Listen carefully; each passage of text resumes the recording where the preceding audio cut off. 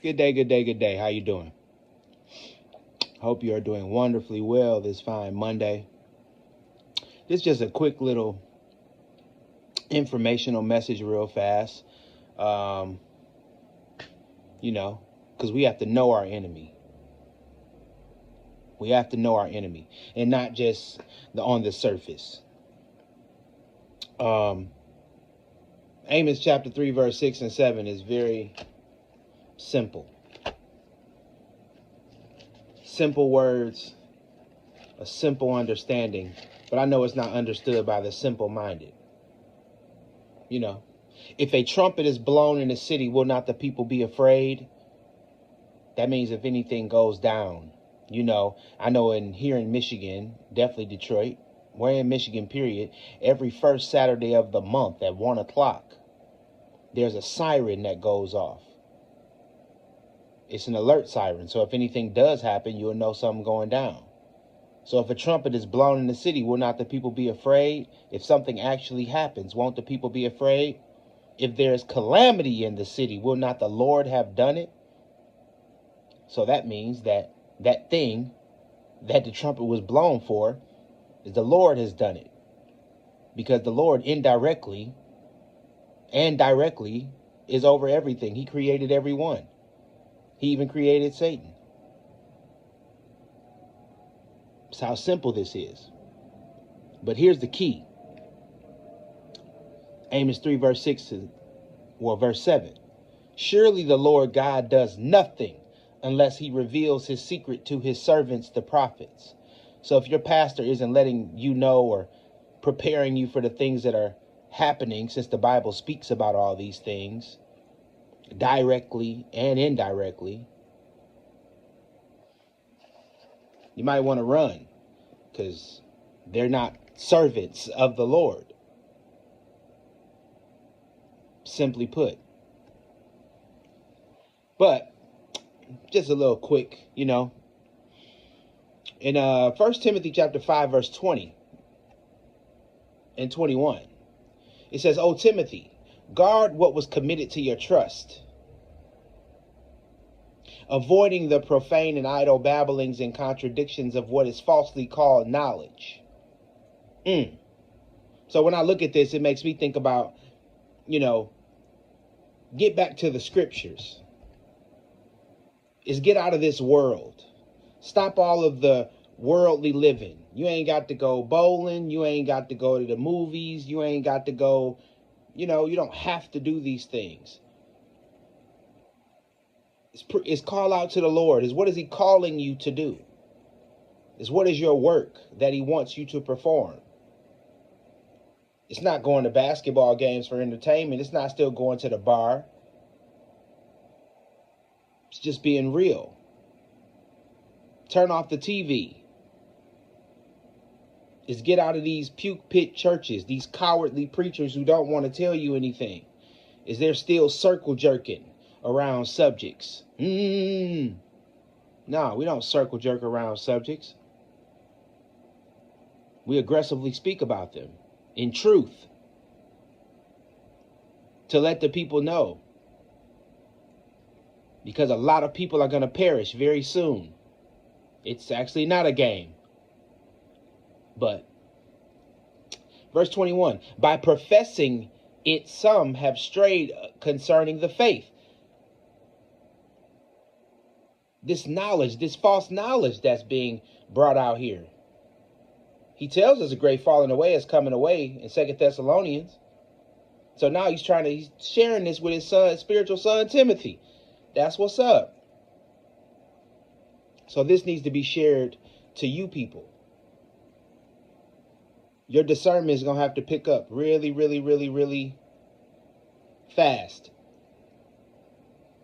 Maturity is going to have to come. You'll see why. But 2 Thessalonians chapter 3, verse 1 through 5. But know this, that in the last days perilous times will come. Hard times will come. Here's an indication about the people. And you'll know when these hard times are here. For men will be lovers of themselves, lovers of money, boasters, proud, blasphemers, disobedient to parents, unthankful, unholy, unloving, unforgiving, slanderers, without self-control, brutal, despisers of good, traitors, headstrong, haughty, lovers of pleasure rather than lovers of God, having a form of godliness, but denying the power. And from such people turn away. Now, it's very interesting. I wear this shirt because can these people be made to do those things that Timothy is speaking about? Can they be made to do it? Just like you put your hand up a puppet and you and move the puppet's mouth. Can this happen? Can people be made to do it? The new VMAF. This is what was said 6 years ago. Before 6 years ago. This was their plan. B times C times D equals AHH. Biological knowledge times computing power times data equals the ability to hack humans.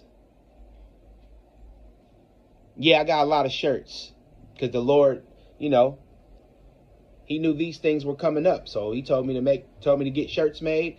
I got them made. And I love doing videos because if you're paying attention, this ain't my first time wearing this one. So this thing has been here for a while. A while. The next one. Can people be made to do these things? Keep that in your mind. Looks like they can. Because they got biological knowledge. Uh-oh. Everybody wanted to swab their nose. Everybody want to take a PCR test. Computing power. You know anything about a quantum computer? And the number system that they go by, it doubles. 64, 128, 256, 512, 1024, 2048, 4096, 8192. What's that? 16384. But that's their computing power. Qubits. That means like 2 if you had the 512. All right. 2 to the 500th power. And then data. Everybody's on their phone, right? Yep. Everybody just scrolling mindlessly. Yep. Kids, all they got them headphones on there and they whole another world. That's data. They've been computing it. Everything we say, this video, all that. The ability to hack humans. They're ready now. They've been ready. But they're ready now. Because they can get everybody to do this. A lot of your mishaps at schools. Las Vegas things. Man running a truck and 11 people. They can make these people do these things with a flip of the switch. Or a computer. Boop. Frequency. Be careful what you let in your body. But we were told, right? 2 Thessalonians chapter 2. Starting at verse 3. It says, let no one deceive you by any means. For that day will not come unless the falling away comes first. And the man of sin is revealed, the son of perdition, who opposes and exalts himself above all that is called God, or that is worshipped, so that he sits as God in the temple of God, showing himself that he is God. That's called possession. Can it be called possession? Can you hack a human that way? Can you? Ezekiel 28. Let's see if a human was hacked. The word of the Lord came to me, saying, Son of man, say to the prince of Tyre, thus says the Lord God, because your heart is lifted up, and you say, I am a god, I sit in the seat of gods in the midst of the seas, yet you are a man and not a god, though you set your heart as the heart of a god. Behold, you are wiser than Daniel. There is no secret that can be hidden from you. Satan is inside of this man. How do we know? Let's go to verse 12 through 15. Son of man, take up a lamentation for the king of Tyre, and say to him, thus says the Lord God, you were the seal of perfection, full of wisdom and perfect in beauty. You were in Eden, the garden of God. Every precious stone was your covering, the sardius, topaz, and diamond, beryl, onyx, and jasper, sapphire, turquoise, and emerald with gold. The workmanship of your timbrels and pipes was prepared for you on the day you were created. You were the anointed cherub who covers. I established you. You were on the holy mountain of God. You walked back and forth in the midst of fiery stones. You were perfect in your ways from the day you were created till iniquity was found in you. This is Satan inside of the king of Tyre, possessing him to do his will, to do his work, to do his bidding. So with synthetic biology and genetic manipulation or bioweapon, that a lot of people were so scared and shook because they couldn't turn the television off, couldn't get off the internet, or were listening to the wrong pastors. Can these people be manipulated? Can these people be controlled? Do they do that? I mean, Yuval Noah Harari from the World Economic Forum, this is the one who stated these words, is this equation. Do you think he said it for no reason? No, he didn't. So, these few videos that you're getting ready to watch, is they didn't say it for no reason either. So I hope you are paying attention. I hope that you're sharing this information to open people's minds up and to take the scales off of their eyes, that some of these things that we watched on television as for entertainment, it's here in our own world. To the next. Transmission system. That's right. That's right. It's in outside of Tromsø, the biggest harp type of thing, part of ASCAT system. The system going from Svalbard, Tromsø, Kiruna in Sweden has the headquarters of the whole system, and then in Lapland, in Finnish Lapland, in Sodankylä. And, you know, when they blast electromagnetic fields, it goes through all of Europe. And do you think that's a form of mind control? Oh, it can be used for mind control, of course, like harp. And that is the danger, because people know nothing about mind control. They don't know that your thoughts can be changed, your attitudes, your feelings. If you love somebody sitting at a computer, even through satellites, can say, okay, let's make it opposite. And you start just detesting the person who you love. You can't be in the same room, you know, you feel uncomfortable. I think this is terrible, because you're making people into biological robots. Given that, do you think that we have the ability to bioengineer pathogens and toxins to change people's behaviors specifically, so to make them more peaceful, to make them more angry, to make them more compliant? Can we do that? It's a two-part question. Can we create entities, biological entities, or perhaps even synthetic entities that are capable of altering human behavior? Yes. The short answer to that question is yes. I mean, we understand that there are certain microflora of the gut that can change neurological function. We understand that there are a variety of infectious agents or transmittable agents that can have neurological effects. We know that. Okay. Sure. Can we do this in a specifically directive way? In other words, can I make someone more loving or passive? Not with granular specificity yet.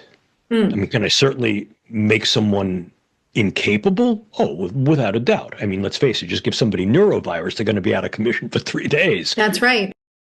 By the early 60s, we had captured a device. It was actually during the Vietnam era, and we captured a Russian device called the LIDA machine, L-I-D-A, which was actually looked at by a guy named Ross Addy, one of the leading researchers, again, for military. He looked at this, and it was used for putting military prisoners of war into trance-like states using flickering lights and sound and electromagnetic field oscillations so that you would get in a very relaxed state, in a state where they could extract intelligence much more efficiently from you. And that became a whole new review for military technologists in this country, thinking maybe we can use electromagnetic fields to manipulate what's going on in the brain. In 1969, there was a book published called Towards a Psycho-Civilized Society, and this was put together by Jose Delgado, and he had his doctorate in electrophysiology from the University of Madrid from 1950. He came over to Yale University in the mid-60s and began mapping the human brain, stimulating the human brain in primates and bulls and animals, all different kinds of animals, stimulating different parts of the brain to see what parts were responsible for what kinds of actions or cognitive functions and so on. So what he was doing in those days, in the 60s, was he was implanting microcircuits, and then, or not microcircuits, circuits, and stimulating them with RF, radio frequency energy. So one of the illustrations or photographs shows a charging bull coming at him, and he throws the switch, and the bull stops right in front of him. Well, by the mid-80s, he figured out you didn't need any implanted technologies. All you needed to know was how to modulate the right frequency. And the energy density, the concentration of energy, was 1/50th of what the Earth naturally produces. Very small energy in the RF range, radio frequency ranges. Now, compare that to what's around us right at the moment. At the moment, there's 200 million times more radio frequency and energy around us in any urban area than there is naturally produced by the Earth. So a huge amount, and out of all that background noise, what he found is by hitting a precise window frequency with very low energy concentrations, you would pick that signal out because it was coherent, not like nature all over the map. It was a coherent rhythmic signal in a very precise frequency. The brain would pick it out, and he could change behavior from lethargic to highly active, back and forth, like switching on and off a light switch. Let me ask a question right here. Is that with a subject that was in, say, a short distance of whatever he was utilizing to affect this particular pulse, or is this at large? Could he do this on, say, larger groups? You could do it on an individual basis or a very large basis. In fact, if you go back to the work of J.F. Gordon MacDonald, he was a geophysicist at UCLA, and he was a science advisor to Lyndon Johnson. He wrote a chapter in a book called Unless Peace Comes, and the chapter was called How to Wreck Your Environment. But within that chapter was a section that said, if we could ever learn how to electronically stroke the ionosphere, this layer that begins about 30 miles above the Earth's surface that's electrically charged, if we could ever figure out how to electronically stroke it, he said, to get it to send a signal back to the Earth, we could affect the behavior of people over huge geographic areas on a hemispheric basis. And it wouldn't affect everyone. It would affect 70 or 80% of the population is what they more or less figured. But this was a technology that didn't exist in 1969. In the early 70s, Zbigniew Brzezinski referenced J.F. Gordon's work and said, you know, this is a technology that will likely emerge. What has happened with a project that I wrote a book on some time ago, Angels Don't Play This Harp, about the HARP project, it was designed to do many things. As a side effect or a deliberate effect, this can happen. You know, I mean, the fact is they generate the right kind of signal in the right range to override brain function. And that you can kind of look at the brain in sort of this way in terms of predominant brain activity. 1 to 4 hertz or pulses or vibrations per second. This is where you are in your deepest states of sleep. The next range, approximately 4 to 7 hertz. This is the theta range, the theta range. This is where you are between awake and asleep, when you're consciously aware of your dreams. This is where little kids are between 3 and 6 years old, why they have trouble distinguishing reality from imagination, because of the way the brain works at that time. A little bit further up you have the alpha range, 7 to say 11, 12 hertz in that range. This is where you are when you're in the zone, when you're doing your art, your reading, your research, when you're really focused. You know, that's where you want to be. And then above that is the beta ranges, where people should be when we're actively having this kind of a dialogue. And then high beta is where you are in your agitated states. If you think about affecting the brain by analogy, similarly to dialing a radio station. You know, when you dial through the radio station, most of the energy is just static. You're static between the stations. When you get on station, you get resonance, harmony between the transmitter and receiver, and you get a nice clear signal. The same is true in the human body and the human brain. Whether you look at it at an elemental level, the elements that compose the body, or you take it all the way up to the organs of the body, you can create modulations, oscillations that will override the brain's natural rhythms. The brain will entrain or lock onto that external signal and begin to mirror it. By putting this coherent signal in. Right. Coherent, meaning rhythmic, not random. Right. And so it's not so much the amount of energy, it's the way the energy is manipulated. And so what they